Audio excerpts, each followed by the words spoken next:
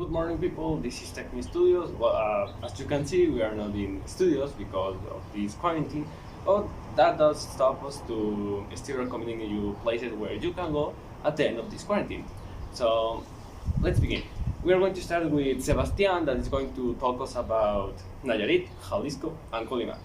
My name is Sebastian, and I'm going to talk about the west region of Mexico, which is made of a lot of states, but I'm going to talk about just three of them: Jalisco, Colima, and Nayarit.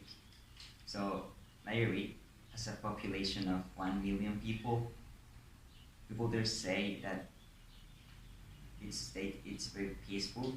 They even have one of the worldwide greatest pools because of its deepness. You can even dive there.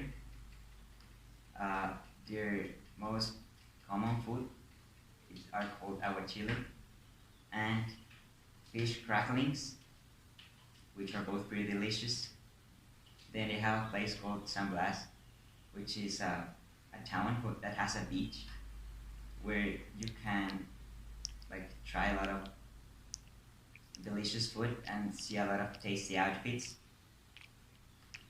And that's probably all about that state. Then moving forward to Colima, it has a population of 700,000 people, sorry. Then it's not that long. It's just about 5,000 kilometers. Its average weather is 25 degrees. And traditions like La Fiesta de la Virgen de la Salud are the most important one, because of its importance for people that live there. Then their common food or ceviche de pez, because it's like every place you visit in that state, they had this dish. Then Jalisco, it's one of the biggest states in the country. It has about 8 million people living there, an average weather of 20 degrees. Places like San Luis Potosí, Zacatecas, Nayarit, Guanajuato, Michoacán, and Colima are its adjuncts.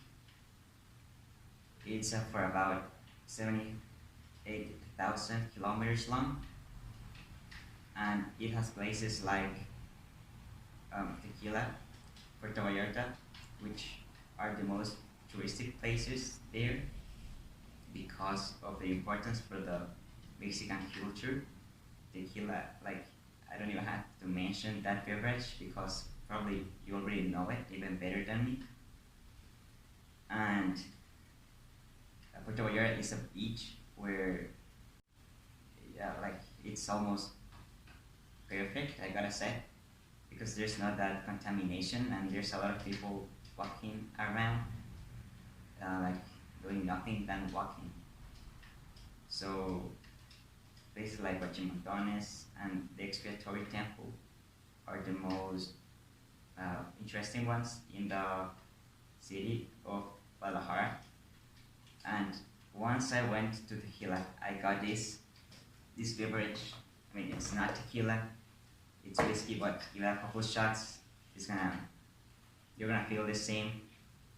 So we're giving it away. Just subscribe, leave a like, shoot your shot, and that's it. Let's continue with Tomat, who comes to tell us about Aguascalientes and Zacatecas. Hi, I'm Tomas Mendez, and I'm going to continue with the other states of West Mexico. Let us start with Aguascalientes, with a population of 14-20 million inhabitants, which is quite impressive for such a small state. The climate in Aguascalientes is dry and arid. It doesn't get too hot, doesn't get too cold, so it's quite nice.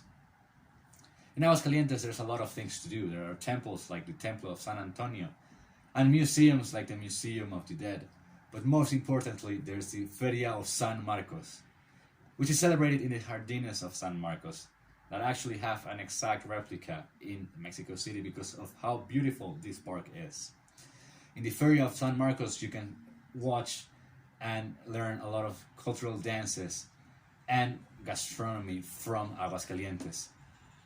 One of the most special dishes is the pollo of San Marcos, which is just basically a roasted chicken, but with a very sweet fruit sauce.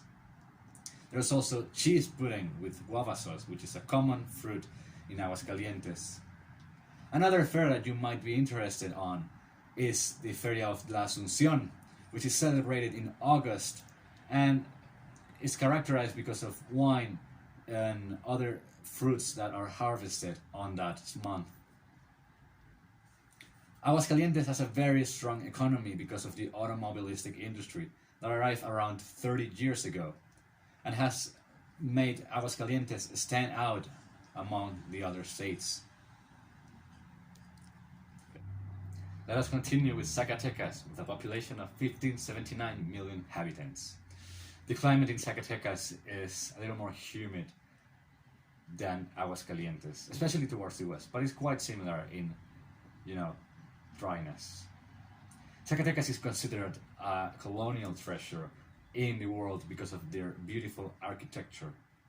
The pink quarry stone of the houses, plus the urban layout and their weird places street, makes it a very beautiful state to visit, especially in the city. Right now, close to June, the Feria of San Pedro and San Pablo are celebrated. In these fairs, you can see many of the traditional cultural dances and gastronomy. Zacatecas does not fall short on gastronomy either, plus the mole zacatecano and the pozole zacatecano with purple corn are very important in the Zacatecan gastronomy. Zacatecan is also very important in economy in general. Zacatecas is probably one of the most important minery states in Mexico, as well as it was a very important agricultural state in the 20th century. That's all I have for now, folks. I hope you enjoyed. I'm going to continue with my next partner. Very interesting, Thomas. Thanks. And let's continue with Patrick, who comes to tell us about Michoacán and Querétaro. Thanks to my classmate. So, next is Querétaro and Michoacán states. Well, basically, starting Querétaro is one of the largest industrial powers in the nation. There's the biggest Samsung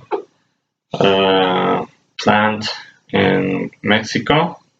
It's in the Querétaro Industrial Park. The government at Querétaro is mostly ruled by the Partido Acción Nacional. The population in Querétaro is estimated for about 12 million people. The capital of the state of Querétaro is, Querétaro City, or Santiago de Querétaro. It has in its ethnics some part of the Purépecha Empire resided in Querétaro, and another part more south, the Aztec Empire. Having this influence in the extreme south and dominating it. This area of Querétaro, especially the Sierra Gorda, had large number of small cities, states, but by the time the Spanish arrived, these all were abandoned, and many small agricultural villages were created, and people inhabiting the area were focused on bringing Querétaro to a very rich state in the country. So Some magical towns in Querétaro are the town of Tequisquiapan, the capital of the state of Querétaro. Is well known by its cultural richness, mainly in downtown. Has a lot of gastronomical richness, taking the escamoles as part of it. And so, next we have the state of Michoacán. This state is located in the west coast of Mexico, making it, well, one of the richest states culturally and natural diversity. We're gonna start with the politics of the state. So this state is ruled by the PRD and by Silvano Aureoles Conejo. So, well, the population next, it's estimated around 4.5 million people in the total state. Culturally, and well, most of the things that Michoacán is known for, it's the geological formation of the volcano of Palcotin, the cultural celebration of Day of Death at the lake of the island of Pátzcuaro. Also, it's very known in the gastronomy by its tacos de carnitas. It also it's very known by its many cities around the coast.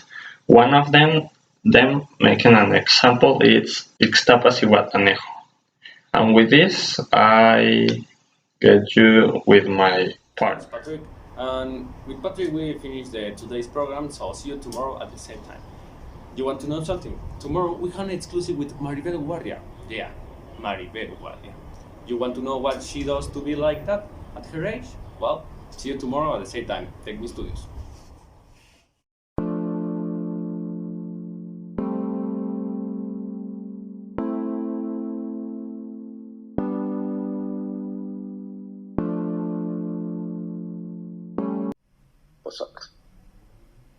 No, porque